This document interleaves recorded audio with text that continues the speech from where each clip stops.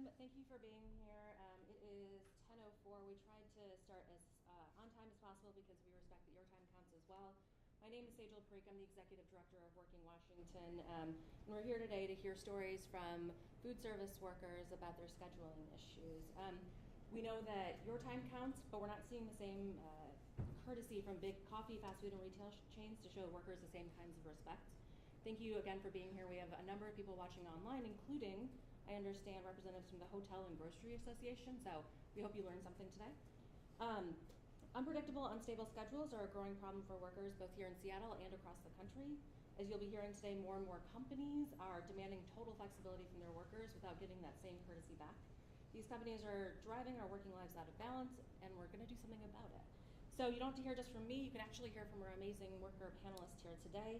Ilana Greenberg works at Starbucks at Elliott Bay. Darian Shoquist works at the Mount Baker Starbucks. Crystal Thompson works for Domino's in Columbia City, and you might recognize her because she was one of our leaders in the Seattle 15 movement. And Grant Metzger worked at the downtown Starbucks until very recently and left because he could not have access to enough hours. So we should hear more about that soon. Before we get started, let me just ask you guys, what one word describes the scheduling practices at your job? Inconsistent. Inconsiderate. Unpredictable. Disrespectful. Inconsistent, inconsiderate, unpredictable, and disrespectful. That's a lot. Let's find out what that actually means.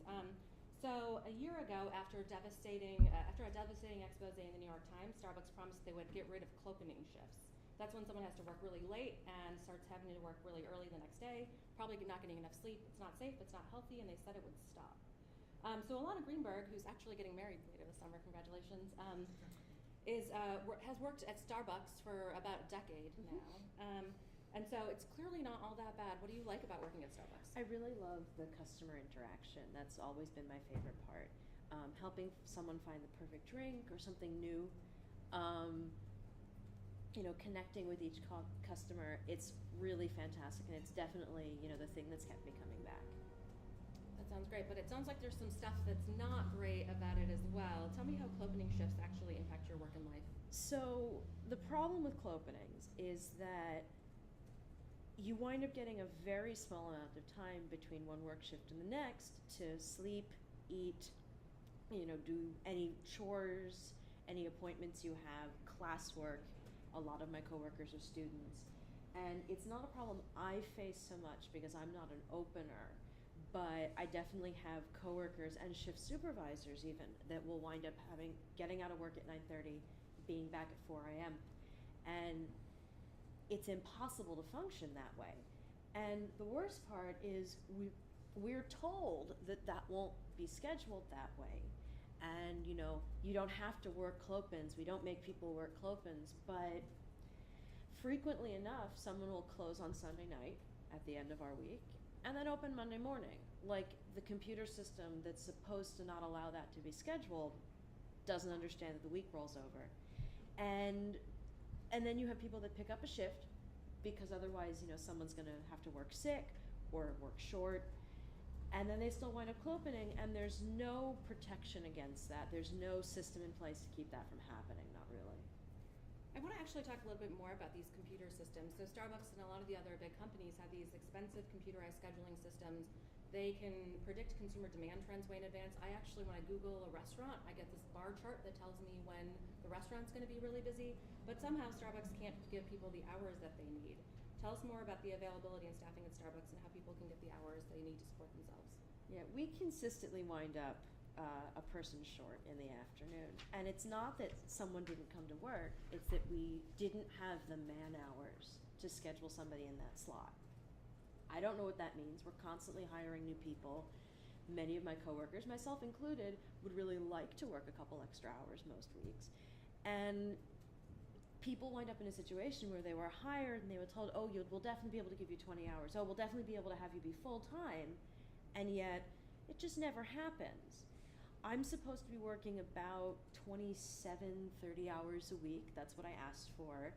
And I can fluctuate wildly. 2 weeks ago, I worked 38. This week, I'm working 22. Next week, I'm working 15. And my only option is to go around to my coworkers, to other stores in my district, and beg to take a shift from them to cover that gap in my paycheck. And I'm lucky I'm not going bill to bill the way a lot of my coworkers are, or working a second job just to make ends meet. And if your schedule's all over the place and you have no idea what it's going to be, you can't even schedule that second job. You're not the only one, I think, even on this panel who is having trouble with access to hours. Darian Shoquist is to your left. Darian, you might recognize Darian from a number of different events lately. Darian actually got to go to California to speak on a panel about scheduling issues a few months back. We're pretty sure that the Starbucks executives are watching right now. This isn't the first time they've heard about these issues.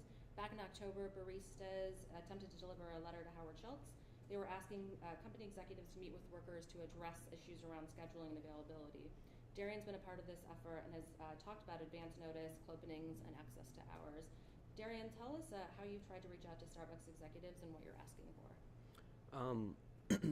In addition to hand delivering the letter with a coworker and friend of mine, there's also been a variety of articles, one such by The Stranger, one posted to the Medium, as well as by the New York Times last year, I believe. So obviously this is an issue that is prevalent. It's something that Starbucks and really every major corporation in the service and retail industry should know about. So the unsettling thing is that we haven't gotten a response yet, that we haven't had a significant commitment to change yet. Because we are reaching out, we are speaking out, we are trying to work together to make changes, but we haven't been contacted. We haven't been pulled aside to say, hey, this is a problem, let's figure out how to change this, because that's where it needs to start, is figuring out how to change it, because we've already addressed that there's a problem. It's already apparent that people's lives are being torn apart. They're stressed so that they can't plan for a week from today. So there is a problem, and we've tried to reach out, but so far we've had no response. Well, hopefully they're listening today and will respond. But can you talk a little bit more about some of the personal impacts these scheduling issues have made in your life? Yeah, Alana mentioned lean staffing. She mentioned the idea that sometimes they're a person down, not because someone didn't show up, but just because there doesn't seem to be anyone there. And that's an attempt to save on costs by putting the least amount of people there. But what ends up happening is when someone does call in, you're now a person down from a floor that already didn't have enough people. And at my store, and really in my district, when someone calls in, I'm the one that gets called to come in, to come help out. And I always will. I will, because I understand that working a person down, 2 people down, is miserable. I understand how stressful it is to have to call in sick when that is the money that pays your bills. And I know that no one wants to be sick, no one wants to, so I will always come in. And that adds a layer of stress to my life, maybe self-induced, but I can't help the people that have become my family being miserable if I know there's something I can do to stop it. I know I've heard you talk about this a lot before too, and I know that sometimes you work clopening, sometimes you pick up shifts, and Yeah. you get really tired as well. Oftentimes I will close and be called in to work at 6 a.m., 6:30 a.m. the next day, just because there's no one else available. Just because the materials at their disposal when someone calls in is who do we know that can come help? And on that list of people is me. We'll come back to you in just a minute. Speaking of being tired, Crystal Thompson actually has a newborn, so I'm guessing that you have an added layer of being tired. Seattle workers, starting in 2013, led the way to winning the nation's first $15 minimum wage. Crystal was a big part of that. On strike lines, marches, rallies, more. Crystal actually did it all. And she's here again because secure scheduling is the next big thing to ensure that Seattle workers have what they need. In addition to having a newborn, Crystal also has a 9-year-old. But before we get to some of that, Crystal, tell me what the best thing about your job is. The interactions with the different people, like what my coworkers, my customers, enjoying to be able to share my experiences with them, and Getting that face-to-face time. yeah. So you do have 2 children. How does your schedule work at Domino's, and how does it affect your responsibilities as a parent trying to raise 2 kids? It's really tough.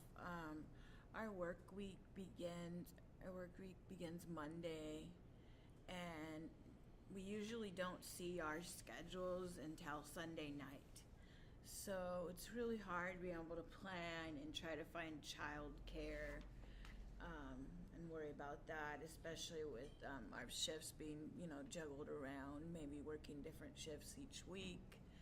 And also, maybe working, and also it's hard trying to worry about how I'm gonna pay my bills, because I could be working, I could be working close to 40 hours one week, and then, the next week I'll be working 20 hours. So it's really hard to financially plan, and also the getting childcare is really difficult.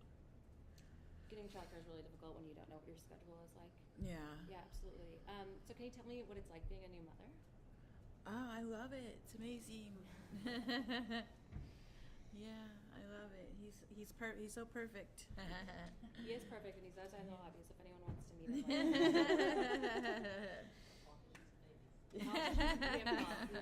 There'll be maybe some kissing of babies later. Grant Metzger is our last panelist here, and when I first learned that he was coming and works at a car dealership, I was both excited that the organization had expanded into new industry, but concerned that I didn't know about it. But actually, Grant recently left a Starbucks downtown, worked at a couple different Starbucks downtown, I understand, and access to hours was a really big issue for you. You can't really make a budget if you don't get enough hours. We've heard that from a number of the panelists, and don't know how many hours you're going to get week to week. Tell me what you liked best about working at Starbucks, and why'd you quit last month? So, I like the service industry in that it affords me the unique opportunity to get a chance to connect to people when the barriers are down. I'm giving you coffee. I'm a big part of your morning routine now, and that means that those barriers aren't necessarily there if you had just met someone and talked to them on the street. I love that. I love that connection. I love the chance to teach them about all these parts of the industry. I take pride in that. And what I used to call a love-hate relationship with service industry, I later recognized was more of an abusive one.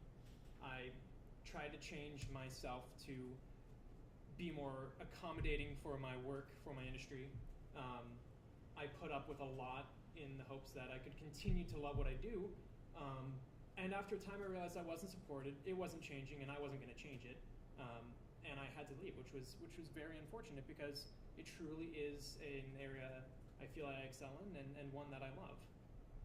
Tell us more about the personal impacts that the scheduling actually had on your life.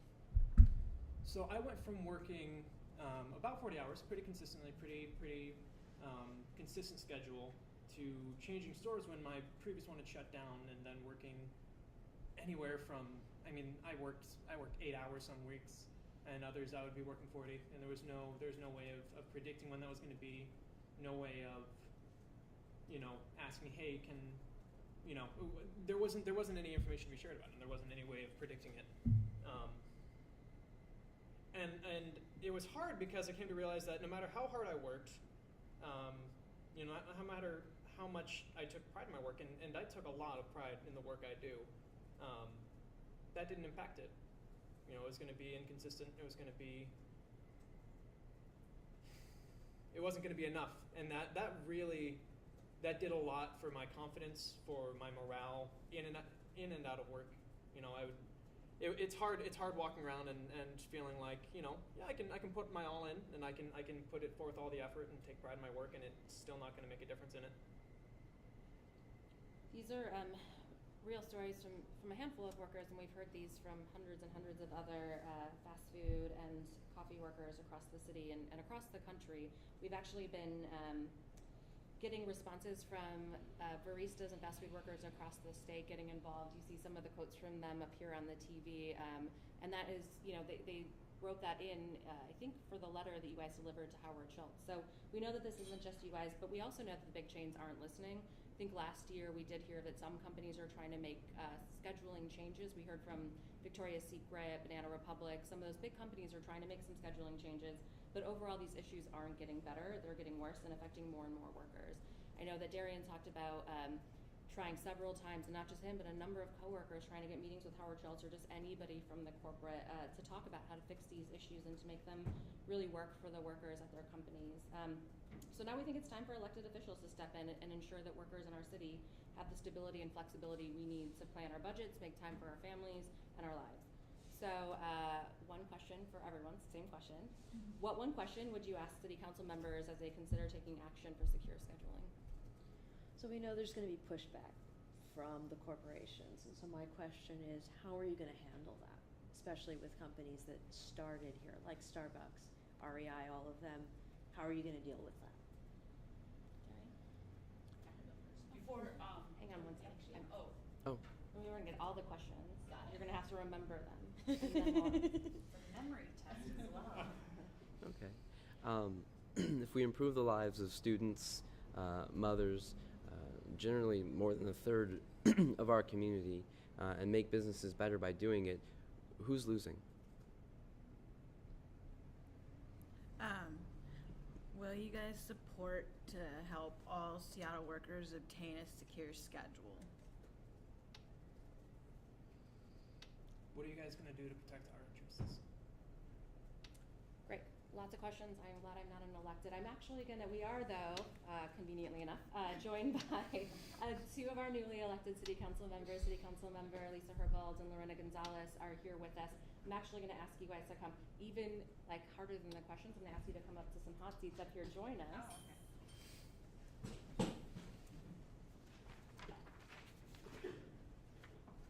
Thank you so much for being here today. Conveniently, you're in the audience if you weren't, it would have been tougher.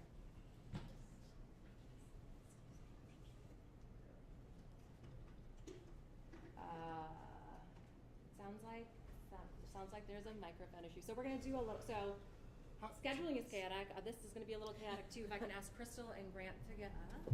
Okay. Musical chairs. Yep. And you guys can take seats, and it sounds like they want you guys to be. Are we signing down? I think you guys are staying there. Okay. Sorry, y'all.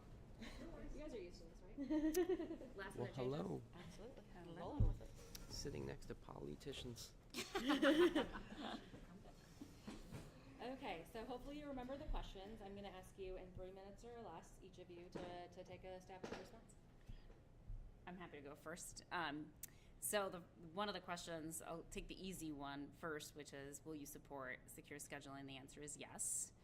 I think it's good for workers, and in particular good for women who have kids who are trying to juggle that. But in the broader sense, it's obviously good for workers in the sense that it provides that income stability and that predictability that we all need and that we all treasure to be able to really function fully and be completely successful in whatever it is we're trying to do. So I think it's incredibly important to be supportive of this particular policy concept. I think the other question was, there's going to be pushback. What do we do, and how do we deal with that? I mean, I think one of the most difficult parts of being an elected official is finding that balance, and I think that's part of our responsibility as elected officials, and it's part of your responsibility to keep us honest and to push us and to advocate for what you believe is the best solution for workers.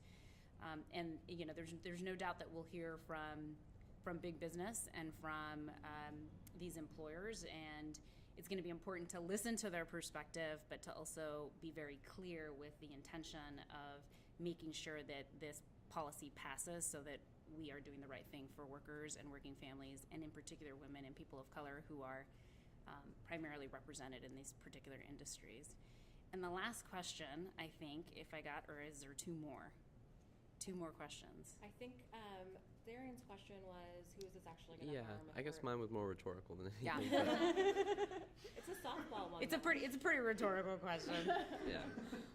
I don't necessarily think it's going to harm anyone. I think, again, as elected officials, it's our responsibility to make sure that that's the case, right? That we're helping as many people as we can. I think what I find really inspiring from all of you that you said was how much you love your work and how much you love your jobs, and it's part of the solution here is going to be to make sure that you continue to have those jobs, and And I think that that's something that I certainly am up to the task to try to accomplish with your support and with your help. And the last question was from Grant. What was it? What do you all intend to do to protect our interests and the interests of the people working on the ground level in the service industry? Mm-hmm. Well, I mean, I think I've kind of probably already answered it a little bit, but I think, hearing from you all, understanding really what, from the ground level, what the issues are. I was a lawyer for 10 years representing low-wage workers, women, monolingual English, Spanish speakers, a lot of whom worked in the service industry. And I represented workers on claims of wage theft and of not being able to get rest breaks, and did that both in small cases and also represented hundreds of people in class actions who were being ripped off from wages, having their wages ripped off. And so this is something that is very important to me. And even as a lawyer, I prioritized not lawyering from an ivory tower. It was important to me to get a better understanding, a street-level understanding of what it meant to be impacted by not being able to take a rest break, by not being able to get overtime, right? And I'll just add to that I myself was a low-wage worker. I worked 3 jobs to pay for college and to get my way through college. I've worked at a daycare, I've worked at a bank, I've worked at a fast food restaurant. I've done a lot of odd and ends job, and I grew up as a migrant farm worker. So I understand what it means to have a lack of predictability and how important it is to building success and having opportunity to really achieve a good life, not just for yourself, but for your children, if you have them, or for your future children if you want them. So I really relate to Crystal's experience. I was a low-income working mom, working in the restaurant industry while also trying to go to college. And I routinely had to make the choice between school and work, whether or not I was going to go to class or go to a shift that I just learned about. And Lorena and I are, I think, a great team to work on this issue because of our personal experiences. To answer the first question, yes, I will absolutely be supportive of your efforts. As far as what we'll do, I think one of the really important things to do is to create a space to bring you in to help you mobilize. And I think one of the best ways of dealing with the inevitable pushback we'll get is by making it commonly understood that this is a problem for our community. And by city leaders making a space for you to mobilize, we can get that message out. Also, I think you will see a commitment from myself and other folks on the council to strategize with you and work closely with you in making sure that we're actually crafting legislation that meets your needs. And as far as who loses, who loses if we don't do this is our community. We talk a lot about affordable housing in this city, and the fact that we have these goals to produce 20,000 new affordable housing units, and that's great and laudable. But a big portion of dealing with affordable housing is wages and the ability of people to go to school so that they can earn higher wages. So, I think this is an issue that really touches people in a lot of different ways. It touches our community in a lot of different ways, and I'm really looking forward to working with you guys on it. We're looking forward to that as well. I have some more questions though. So some people say that winning an increase in the minimum wage 2 years ago, that a lot of these workers actually, and a lot of our workers worked on, means that we shouldn't be fighting for other workers' rights legislation. We disagree, obviously, but how would you respond to that? Well, I've said before, and I'll say it again, that when treating workers well is good for business. And we saw in 2015, I just heard a statistic that said that just in downtown alone, 8,000 new restaurants have opened up in 2015, wow, just in downtown. So I think that statistic in and of itself flies in the face of that assertion that treating workers well and paying a living wage and providing benefits and continuing to do that is going to be bad for business. Now, there may be some day where there's a tipping point, but I don't think that time is now. in addition to those 8,000 new restaurants, or maybe as part of it, I understand that there's 4 to 6 new pho restaurants that have opened up too, which is a big marker. Follow the pho. All of the pho. And not just our new restaurants opening when folks said that the sky would fall with the passage of paid sick and safe leave or new minimum wage, but there are studies that show that worker productivity is improved when you have programs like secure scheduling. So it's not just good for business in the way that we have more business, but it's actually good for business's bottom line. And I think that's why secure scheduling, when you look at polling across the country, it's extremely popular because people just intuitively get it and understand that these are big issues. Councilmember Herbold, I heard you say that you and other council members are really excited to work on this, and that your other council members are excited to help strategize about it. I want to hear more about that. What are you guys hearing about from your colleagues at City Council on the issue of secure scheduling? Well, this I think dovetails a little bit into your previous question, which is, well, we just passed a new minimum wage 2 years ago. Why are we doing this now? Well, this council created a committee, which I'm chairing, that has oversight over labor standards. So to me, that's a real strong indication that there is an appetite for continued work on this issue. And the issues of income inequality are really important issues, not just in the city, but nationwide. And if I can add to that, I think the other unique thing about this city council is that there are 2 committees that have the word equity in it, and I definitely see secure scheduling as a gender equity issue. I see it as something that not only disproportionately impacts women, but is about empowering women financially and otherwise to be successful in life. And when you look at the numbers, when you look at the number of women who are working in the retail and restaurant industry, it's overwhelmingly represented by women. 63% of the workers of the American workforce works in retail and restaurant industry. 23% of those workers are single moms or head of household for their family. So this is a really, really important issue, and I think that City Council understands those equity issues, and they understand the need to make sure that we continue to create a city where we can all have shared prosperity, and I think this is a way to do that. Right?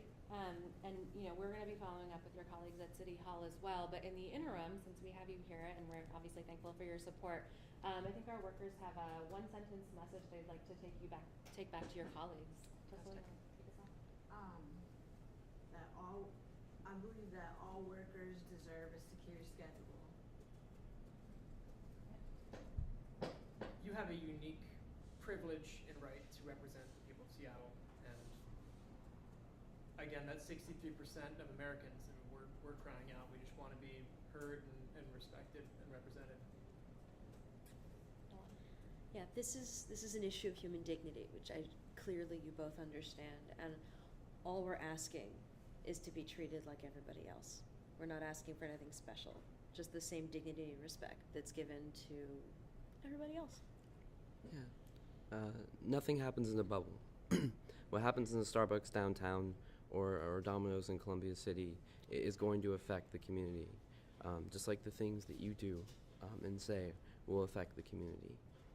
It's all very much connected, and like working with us and us working with our employers is the only way we're going to make that community better.